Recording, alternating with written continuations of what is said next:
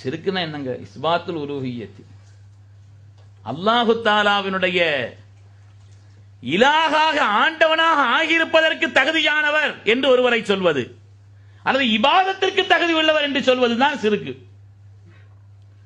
அல்லாஹு தஆலா கொடுத்த ஆற்றலை கொண்டு மற்ற சாதாரணமான மனிதர்கள் செய்ய முடியாத காரியங்களை அல்லாஹ் கொடுத்த ஆற்றலை கொண்டு நன்மக்கள் செய்கிறார்கள் என்று நம்பினால் அது ஷிர்க்னு எங்க இருக்குது? அல்லாஹ் வழங்கிய ஆற்றலை கொண்டு. நாமெல்லாம் ஈமான் உள்ளவர்கள் அல்லவா? ஏன்னா நமக்கு அடிப்படையான ஒரு நம்பிக்கை, உலகத்தில் எந்த பொருளுக்கும் அசல் வலிமை சக்திங்கிறது ஒண்ணுமே கிடையாது. வலா ஹவ்ல வலா குவத்த இல்லா பில்லாஹ். அல்லாஹ் கொடுக்கும் சக்தி. நன்மக்களான அந்த சாலிஹீன்கள் ரெண்டு விஷயத்தை நாம நம்புறோம். ஒன்று, அவர்கள் அல்லாஹ்வுடைய அடியார்கள். இன்னொன்று, அல்லாஹ் கொடுத்த ஆற்றலிலிருந்து அந்த நன்மக்கள் என்ன செய்யறாங்க? நல்ல காரியத்தை செய்யறாங்க என்று நம்பும் பொழுது அதுல என்ன வேலை இருக்குது? அல்லாஹ் கொடுக்கிறான் என்று சொல்கிறோமே, அல்லாஹ் கொடுத்தான் சொல்லிட வேண்டியதானே? ஏன் அவங்களை ஏன் சொல்றீங்க? காரண பொருளை சொல்லலாம் என்றும் குர்ஆனில் இருக்கிறது.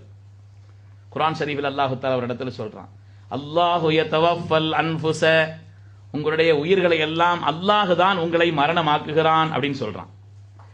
இன்னொரு இடத்துல சொல்றான், குல் யதவஃபாக்கும் மலக்குல் மௌத்தில் லதி யுக்கில பிக்கும், உங்களுக்கு என்று சாட்டப்பட்ட மலக்குல் மௌத் மௌத்தாக்குறார். யார் மௌத்தாக்குறா?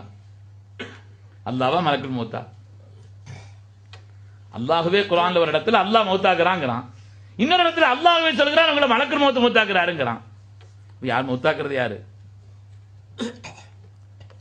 காரண பொருளை அசல் சக்திக்குரியவனாக ரப்பு சுப்ஹானஹு வ தஆலா இருக்கிறான். அதற்கு காரணமான பொருளை சுட்டிக்காட்டி சொல்வது என்பது மார்க்கத்தில் தவறல்ல என்பதை பெருமக்கள் இந்த ஆயத்தை வைத்து நமக்கு விளக்கம்